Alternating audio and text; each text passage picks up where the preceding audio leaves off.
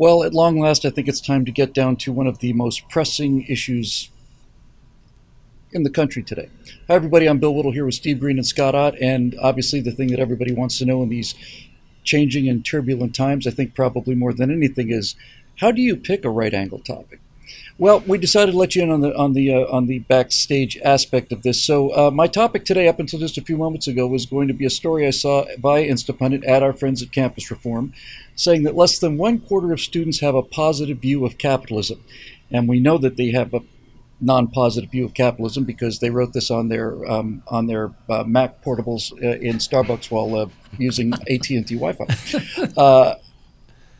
23% of students said they had a positive view of capitalism. I thought, oh, we're heading for the devil. These kids are fully indoctrinated. Then I saw another story. I thought, oh, this is probably connected to this. Another story about how progressives are determined to get around the Supreme Court ruling, and they are going to find some way to forgive student debt.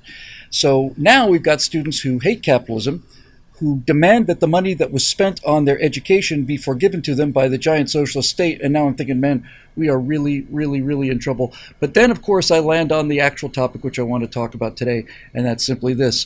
From Campus Reform, researchers cry fascism and then take time off to heal after respondents to a gender survey identify as Apache attack helicopters. And then I realized there's hope for the country and there's hope for the youth of America after all, although I must say the picture's not an Apache attack helicopter, so there's much education left to be done. Here's the thing, guys. This is what I love about this. Two things I love. There was a gender survey that was issued to students, and a number of students, at the 350 respondents or something, an online thing. So 350 responses, and 50 of them, Steve, were deemed to be malicious. And they included slurs, hate speech, or direct targeting of the research team. One of those hateful, malicious, send you to counseling responses was a student who said, I believe that it's what's wrong with higher education. Students should be taught to focus on their chosen field and not their gender, which, as I'm sure you both are experiencing right now, is enough to send you raving and crying to the nearest psychiatric hospital for 6 months of hospitalization for trauma. Steve, are you going to be all right on this one, buddy? I'm going to be fine. I hope you finish this segment by reading more of the responses to that survey, because I don't have the story in front of me, but some of them are just hysterically funny. So maybe pull some of those up while Scott and I are blathering on here. There are certain national characteristics that you think of. Nobody does industriousness like the Germans. Nobody does snobbery like the French. Nobody does manners like the English. And nobody does mockery like Americans. It's one of the things we're really, really good at. We can mock you. We can build weapons of war and blow you up. We can mass produce all this stuff. But mockery is definitely on the list of our national characteristics. And until the progressives manage to snuff that out, there's still that spark of America left. And the thing is, this is the beautiful thing about mockery, the power of it that Saul Alinsky wrote about in his book. The power of mockery is that the more you try to squash it, the more powerful it becomes. And it's a beautiful trap for statists and authoritarians, and they always fall for it each and every time because they have to. It's in the nature of oppression to squash out the mockery of the oppressors. So my hat's off to these young people, because yeah, maybe there's a poll that says they don't like capitalism. Okay, fine. Odds are you're going to be working in a capitalist system, and the better you are at it, the more money you're going to make. So guess what? At some point, you're going to realize, hey, this capitalism stuff isn't so bad. But this... Because you can buy attack helicopters with it. Yes! Apache attack helicopters with Hellfire missiles, laser designators, and all. And if I ever get my Apache attack helicopter, I'm getting all the options, Bill. Just... Yeah, you don't want to lowball something like that. No. You don't get the sport model. You just load it up. Anyway, the fact that young people are doing this says that spark of America is still burning bright, and watching these so-called educators squirm over it, that might be the biggest delight of all. So, Scott, I was looking at this and I realized the reason that these kids got in trouble, or at least sent the researchers off to rubber rooms, is because they said that they identify as Apache attack helicopters. If they said that they identified as Apaches, they would have been fine. Um, but you see, what drove these researchers to madness, to the mouth of madness, is the fact that they were mocking the idea that men can become women and that there can be pregnant men, and that there's no difference between men and women. They were mocking it. They were openly mocking it, Scott. As if it wasn't true.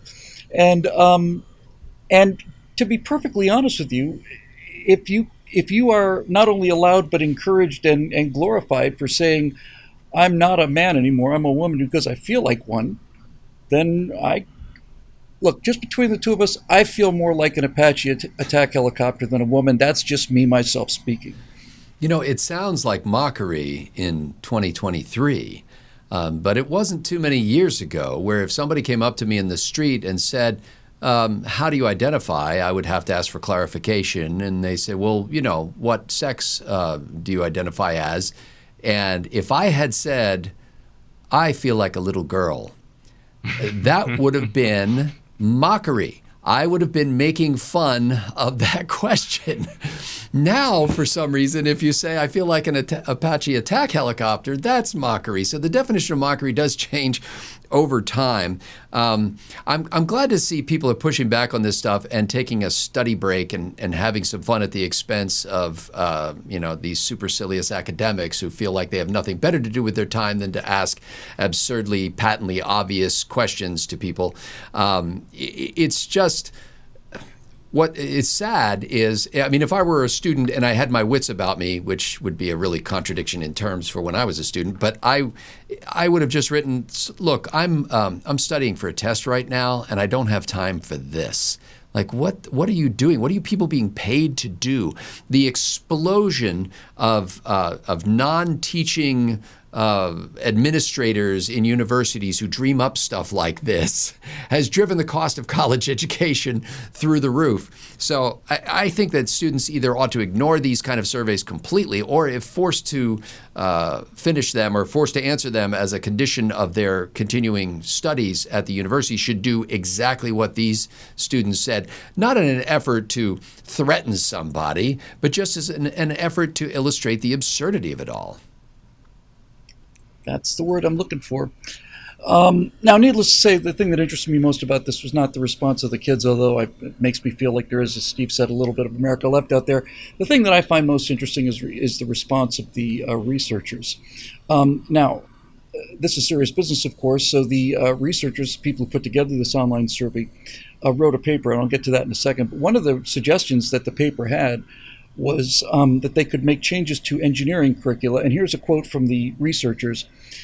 Engineering graduates in the U.S. frequently work in such fields as fossil fuels, defense, construction, and technology upon graduation, and could be taught about these fields' relationships with national and global racial capitalism and ongoing apartheid in Palestine. And my feeling on this is, I know you people, you progressives, I've seen you many times before. I've seen you on airplanes. I've seen you begin to sweat when things get a little bumpy. And I just want you to remember that when you're flying in the future and you're looking at that wing out there going, wooga, wooga, wooga, wooga, the guy who designed that wing spent some time designing the wing, but he spent most of his time worrying about the effect of capitalism on white supremacy and racial apartheid in Palestine. So if the wing comes off, you have no one to blame but yourself, and I hope you're at a high enough altitude to give it serious thought on the way down. But ultimately, the cherry on the top of this article is this. I've always had a particular fascination with progressive research papers, and here's how they work. Universally, there's 2 or 3 words that are designed to provide impact, and then there's a colon, and then there's 70 or 80 words that throw in as much complicated, high-level, intellectual terminosity in there, and all this other stuff to get it to sound a lot more important. And And so I just realized, my God, this is going to be a tough one. So a paper was written regarding the fact that some students, when asked about their gender identity, chose Apache attack helicopters. And here's what the paper is called: Attack Helicopters and White Supremacy. Interpreting malicious responses to an online questionnaire about transgender undergraduate engineering and computer science student experiences. There it is in all its perfection, ladies and gentlemen. Attack Helicopters and White Supremacy, interpreting malicious responses to online questionnaire about transgender undergraduate engineering and computer science student experiences. I was fortunate I never had to get one of these, but if I do get one and somebody says, what do you identify with? I'm not going to get into this whole Apache attack helicopter thing. I'm just going to say I identify as an eagle. Really? Yes, I'm identifying as an eagle.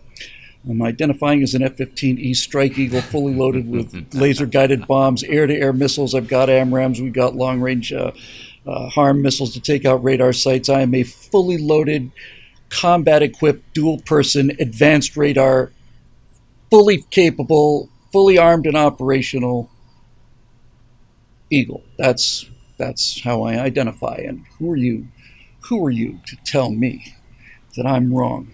That may be your truth, but my truth is I'm an F-15 Eagle. For Steve Green and Scott Ott, I'm twin afterburner, green painted, mud blowing up Bill Eagle Whittle, and we'll see you next time right here on Right Angle.